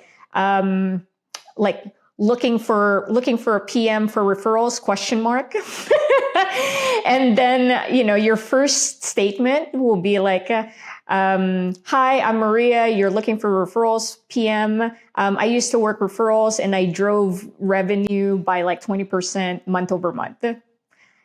Like just these two sentences are enough to capture the interest of that hiring manager. And highly likely that hiring manager is like, cool, are you free for a 15-minute call? Right. And, that has happened to me already like 2 or 3 times in my past. And that's how I've gotten my jobs. So hot tip, do not apply to application online and go directly to the hiring manager, cold email them. I think that's the key for these tier 1 jobs is everyone else wants them. So everyone else with the amazing resume is in that job application. So how do you stand out? So tactically, how did you figure out who the hiring manager is? How did you get their email? Number one, so let's pick Lyft as an example. So I read the job description and they did mention who the person would be reporting to. And I just searched online who that person was. I had a pretty strong guess.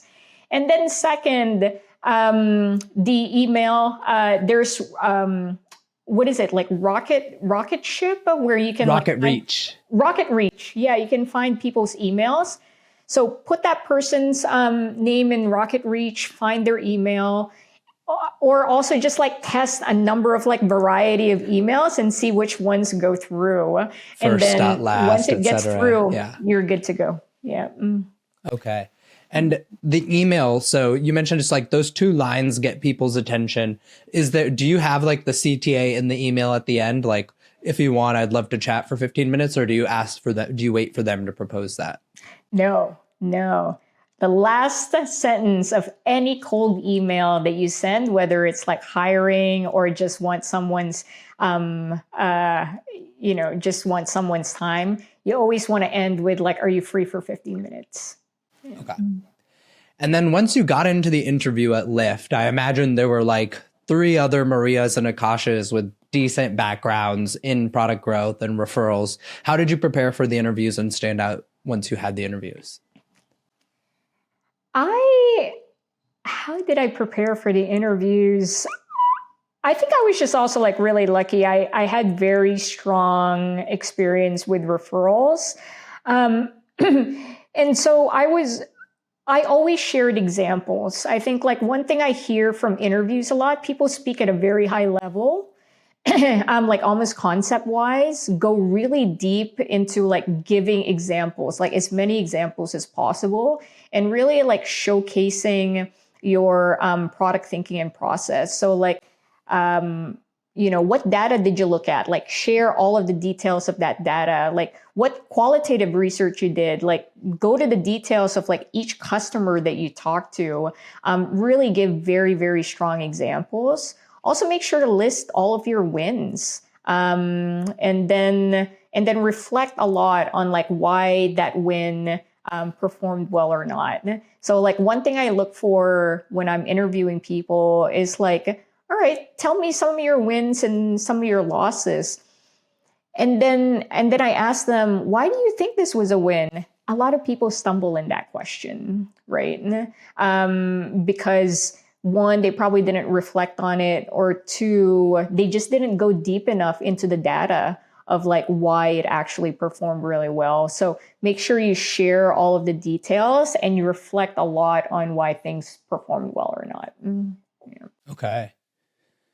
So burnout on product teams is like one of the most common afflictions. If I go to like the subreddit for product management and I sort by top posts, a lot of it is PMs who are burnt out, right? With Marty Kagan's Inspired, we've said you need to work 60 hours a week. With all of the responsibilities product thought leaders pile onto PMs, they have to do analysis. We just talked for a lot in this conversation about how they have to go talk to customers, then they have to go write really good documents. How do you kind of help your teams avoid burnout? Yeah, this is such an important topic that we don't talk enough as a product industry. I think there are a couple of things that I always look for. Number 1, I want to make sure that the team is always fun, right? I did receive like a compliment from someone that I can balance fun and focus at the same time. Because fun is just like, it's so important. It's so critical. It may just seem like something, extraneous, but no, it's an important part of the culture. And it's also important to make sure that people aren't burnt out. Like people only get burnt out when not only there's too much work, it's just like everything feels like work, like nothing is fun, right? And so you always want to inject a lot of that fun inside the culture. But also second, really make use of vacations and like really push your team to do so. So 1, I also personally take a lot of vacations because I do believe that like when you need to be a very strong role model to show that, self-regulation is like very important. So I talk with my team, I talk a lot about like vacations, a lot about my meditation routines and all of that. And like, even for vacations, right? I shared before that on in our Monday meetings, people would share their like vacation stories and share their vacation photos. It like builds that culture of like taking vacations is very, very, very important. So please use them. The second part is like, I also need to keep an eye of like who is in that tipping point. I think that's so important for any manager to do, because even for us individually, if you think about yourself, sometimes we also don't say out loud, it's like, I need to take a break. You know, I've done this job long enough to know my body really well. Like, ooh, I'm like 80% there. I think I need to slow down. There's actually a lot of people who can't do that. And you need to be very mindful of how you bring it up, but encourage them. And then the last thing I'll say, yesterday we launched something really massive. It was like a really big product launch. And I'm so proud of the PM who worked on it. And I literally asked her, I was like, do you want to take next week off? Do you want to take more days off? And just like making sure that that is always an option, so that people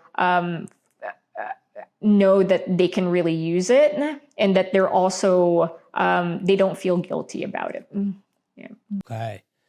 Really important. Something that I probably never do, since I write like 100 newsletter articles a week. Maybe I should take a vacation for once. Okay. How do you use AI yourself in your director of product duties? Yeah, AI is still like very new for us. I think this is for all companies. Like everyone's just trying to figure out how AI would fit in to their product. Engineering, I gotta say, and I see this in a number of companies already, engineering is at the forefront of like trying to figure out how they would want to do this. Like they're just so curious and just get so excited about new technology. And so same here at Ancestry, engineering has really been at the forefront of like, hey, what can we do with AI? And then they would even like tell us like, hey, there are these like new things. Can we start to implement this? So that's been really fun that engineering has been playing a larger part. We have tested like smaller experiments using AI. So just like super simple. So at Ancestry, we have loads of records, right? And like, how can we use AI to like summarize all of that?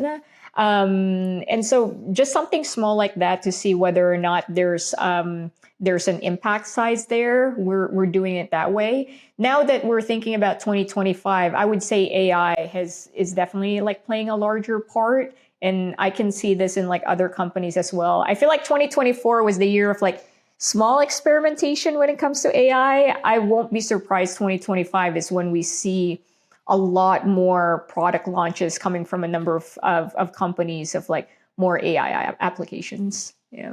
And are you using AI apps like ChatGPT to help you write emails or documents? Are you using Otter for your meeting notes or Zoom AI for your meeting notes? Are you using Midjourney for images in your presentations or anything like that? So not as extensive as what you just said, but 100%. So personally, I only use ChatGPT now. I actually stopped using Google. ChatGPT is just like, for me, much more efficient. And so I pay that $20 a month. It's probably the best product that I've used this year. And then the second part, from a professional standpoint, yeah, we do have a private ChatGPT just for Ancestry. So I would put all of our decks there, especially like one time, there was like a full day meeting and it was like 120 slide deck. I just pushed it through ChatGPT. I was like, give me the summaries, like, please summarize this for me. And that was great. And I was able to skip some of the meetings. But yeah, I'm starting to use it more and more across our workflow. We're not there yet, like in terms of like most of our workflow, but we're definitely getting there. I think the other thing, the copywriting piece, we talked about copywriting quite a bit and how important that is. That's also been like really helpful yeah. Tired of spending your days and nights managing all your paperwork processes with multiple tools? Good news. Today's podcast partner, Anvil, is a document AI that helps you build software for your paperwork processes at ludicrous speed. Turn your PDFs into templates in seconds. Anvil Document AI identifies input fields, assigns labels, and even prepares your document for signature. What if you could transform your templates into web forms in the blink of an eye and embed them into your application for a seamless user experience? The best part? Anvil separates your structured data from your PDFs so you can power your business with data, not documents, making it fully operational. The next time you're stuck processing PDFs, creating web forms, or gathering e-signatures, remember, you can do it faster with Anvil Document AI. So visit useanvil.com/Akash. That's useanvil.com/Akash. AAKASH. Don't get PDF'd. And do you encourage your PMs to use tools like ChatGPT to help them complete PRDs and strategy docs faster? I haven't encouraged them, but I'm very open to it. Again, anything that goes back to speed. So whatever gets them to do things so much faster, they are open to do so. Yeah. So what's your take on the future of PM as AI continues to improve? I saw Zach Wilson, he's a prominent data engineer. He was talking about how PM is probably the most secure position actually in companies in the age of AI, where AI is really helping developers and designers a lot more. How are you thinking about what the role will look like in the future? Yeah, I think is it secure? That's a really good point. I think here's my hot take. I think 90% of the growth experiments that we do can be automated with AI, right? And then the 10% is probably we think about the future is where is the next level of growth?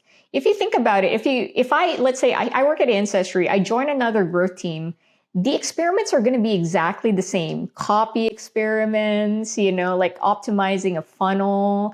And the process is exactly the same. You look at the quantitative data, you talk to customers, you come up with experiments, and the experiments are very similar across the industry. And then you review the results. All of that can be automated.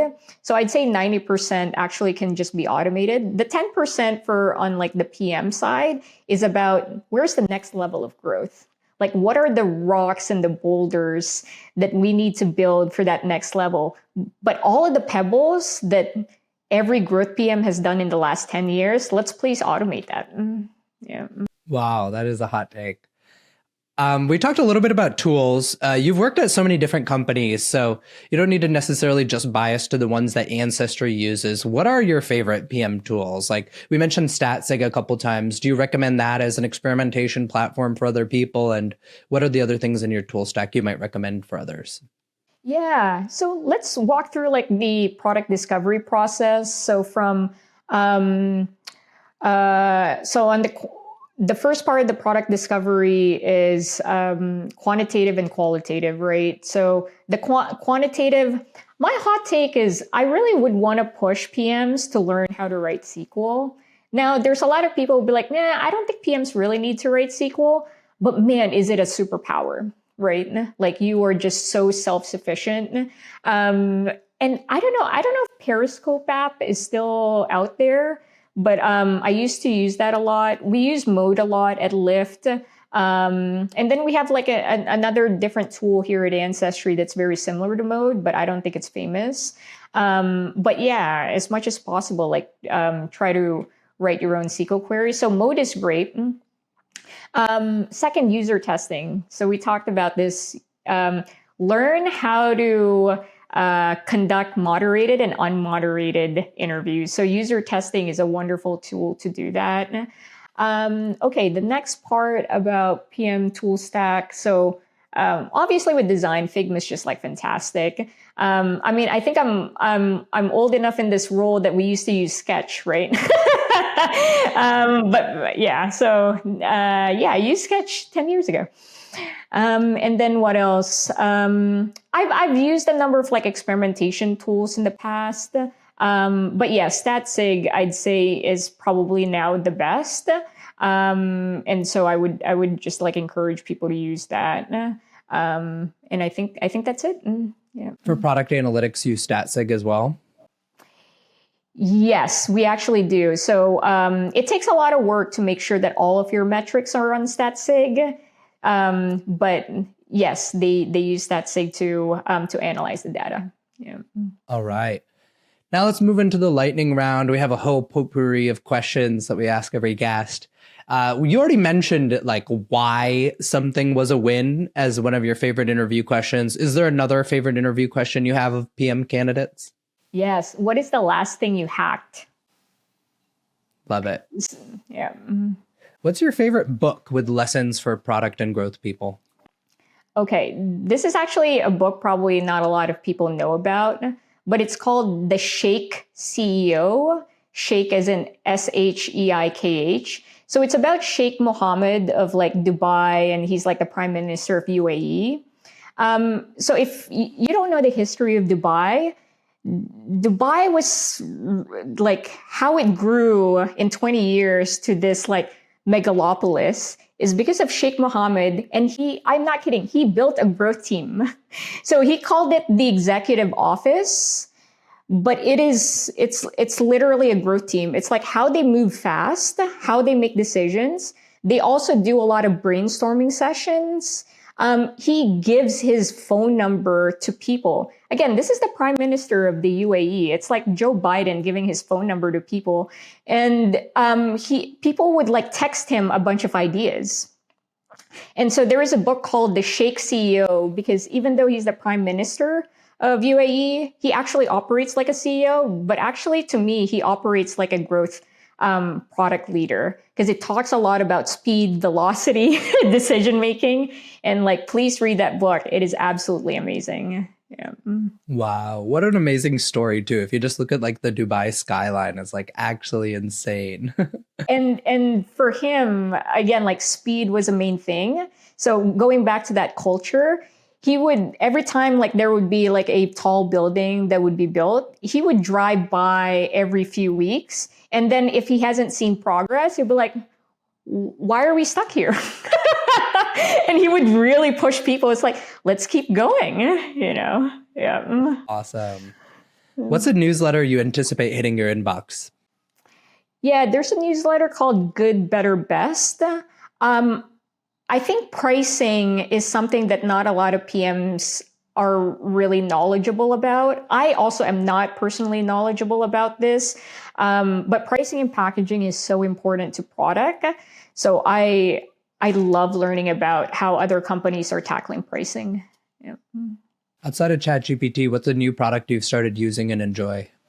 Oh my goodness, that was going to be my answer, was ChatGPT. There's an app called Mind Valley. It's all about like meditation and whatnot.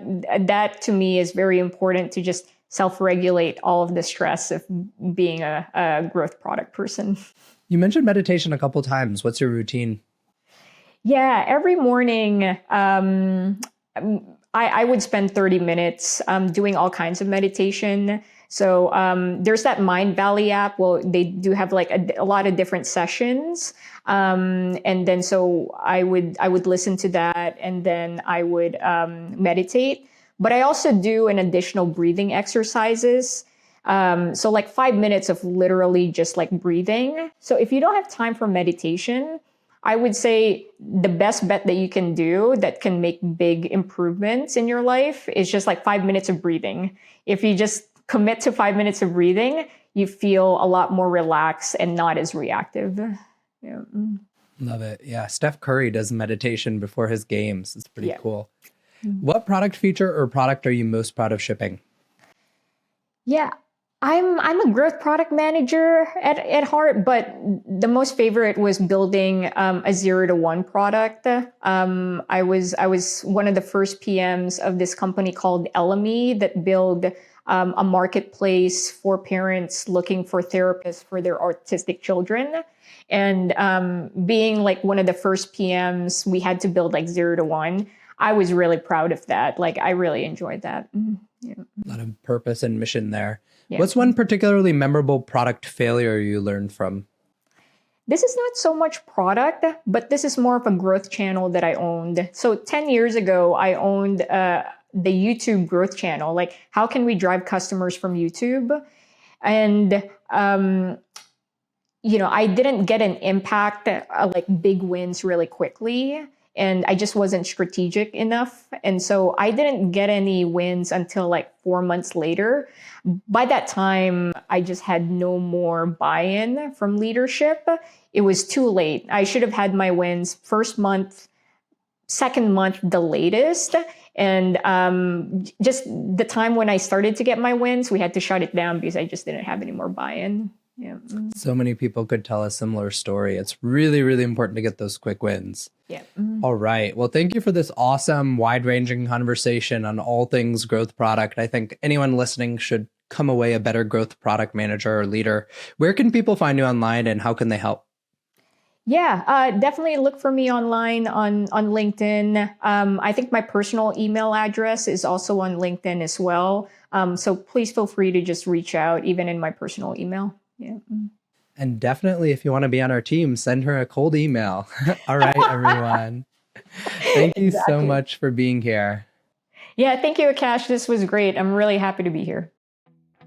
Thank you so much for listening. If you found this valuable, you can subscribe to the show on Apple Podcasts, Spotify, or your favorite podcast app. Also, please consider giving us a rating or leaving a review, as that really helps other listeners find out about the podcast.